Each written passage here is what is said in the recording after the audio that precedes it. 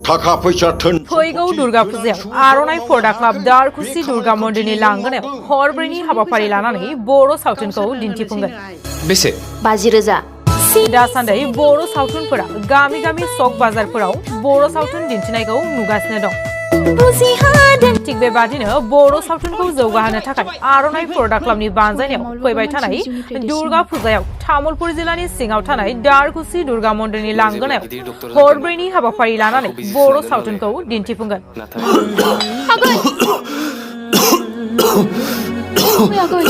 21 October खालि दिन्थिगोन अख्रां गंसे, 22 अक्ट'बर खालि दिन्थिगोन मोसा, 23 अक्ट'बर खालि दिन्थिगोन बोसोन आरो जोबथा सान एबा 24 अक्ट'बर खालि दिन्थिगोन जों बर'। मख'नो नांगोन दि 22 अक्ट'बर खालि अर्गें मसन पिक्चार्सनि दिहुनजानाय मोसा सावथुन दिन्थिनायजों लोब्बा लाखिनानै प्रेमियार श' दिन्थिगोन। बे प्रेमियार श'आव बाहागो लाफैगोन बर' सावथुन मुलुगनि बयजोंबो सिनायजानाय एबा मुंदांखा फावखुंगुर लिंसार बसुमतारी आरो फावखुंग्रि महरै बाहागो लाफैगोन प्रियंका लाहारी आरो बे प्रेमियार श'खौ बेखेवना होगोन तामुलपुर जिल्ला दुलाराय बर' फरायसा आफादनि आफादगिरि बानेश्वर नार्जारिया। आर'नाइ पर्दा क्लाबनि आफादगिरि अर्नब बसुमतारीया फोरमायोदि बर' सावथुन मुलुगखौ मुलुगाव जौगाहोनो थाखाय बर' हारिमु सिबियारि रायजो राजाखौ लोब लोब फैनानै सावथुनखौ नायफैनो थाखाय खावलायदों। মই এজন বড় হই আমাক লাগে বড় রাজ্য হেতুর কারণে আমি সংগ্রাম गिबियावनो आर'नाइ पर्दा क्लाबनि गाहाय आफादगिरि आं अरुप बसुमतारी जानानै गासैसिमबो अननाय सिबिनायखौ बावहरग्रोनाय थाबाय। जोङो नैबे दारकुसि दुर्गा फुजाजों लोब्बा लाखिनानै फैगौ 21 अक्ट'बरनिफ्राय 24 अक्ट'बरसिम जों सानब्रैनि हाबाफारि लानानै बर' सिनेमा जों दिन्थिफुंनो आखायाव लादों। जोङो गिबि सान हिसाबै 21 खालार खालि अख्रां गंसे सावथुनखौ जों दिन्थिनो थाखाय आखायाव लादों आरो नैथियाव लादों जोङो 22 अक्ट'बर खालि मोसा फिल्म। बे मोसा फिल्मजोंनो लोब्बा लाखिनानै जोङो स्पेसियेल प्रिमियाम श' जोंबो लाखिनाय जादों। बे प्रिमियाम श'आव जोंहा बर'नि मुंदांखा फावखुंगुर मानाव गेदेर लिंसार बसुमतारी एक्टर बिथांखौ जों हांख्रायनाय जादों। लोगोसे प्रियंका लाहारी एक्ट्रिस बिथांखौबो जोङो हांख्रायनाय जादों।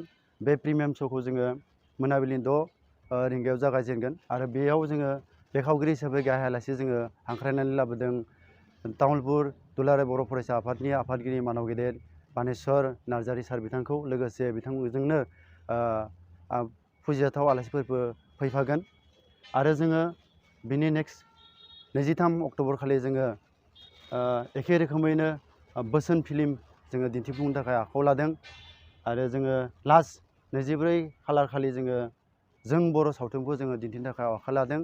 आं नैबे समाव बिसोरखौनो खावलायदों जोंनि बे बर' सावथुन मुलुगखौ जौगाखांहोनायाव बै दिन्थिफुंनाय सानफोराव जोंनि ओनसोलनि गासै रायजो राजाफ्रा लैहोर लैहोर फैनानै जाहाथे जोंनि हाबाफारियाव जाफुंसार जानायाव मदद होयो बेखौनो आङो नैबे आर'नाइ पर्दा क्लाबनि जानानै गुरैयै खावलायनाय थाबाय।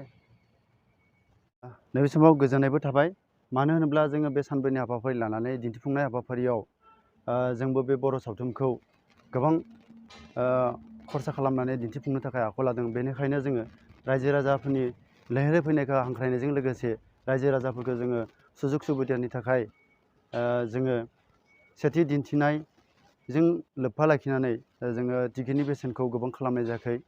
मोनफ्रोमबो थाखोआवनो एबा मोनसेल' थाखोआव खालामनाय जादों। गासैबो जों 100 रां खालामनाय जादों। नाथाय जोंहा स्पेसियेल प्रिमियाम श' लाखालि जितु जोंहा आर्टिस्ट हांख्रायदों आरो जोंहा बेखालि कालचार श' थागोन हिसाबै जों बेनि बेसेनखौ एसे बारायना लादों। जों मोनफ्रोमबो थाखोआवनो 130 राङै टिकेटनि बेसेनखौ खालामनाय जादों। बेफोरखौ जेबो सानाब्लानो जाहाथे रायजो राजाफोरा बिथांमोनजों लोगोसे जोंनिया आर'नाइ पर्दा क्लाबखौ लोगोसे आरो बर' सावथुन मुलुगखौ बुहुमाव जौगासार होनायाव बिथांमोनखौ मदद होनायजों लोगोसे जोंखौबो मदद होफायो होननानै जोङो गुरै खावलायनाय थाबाय। गोजोन्थों।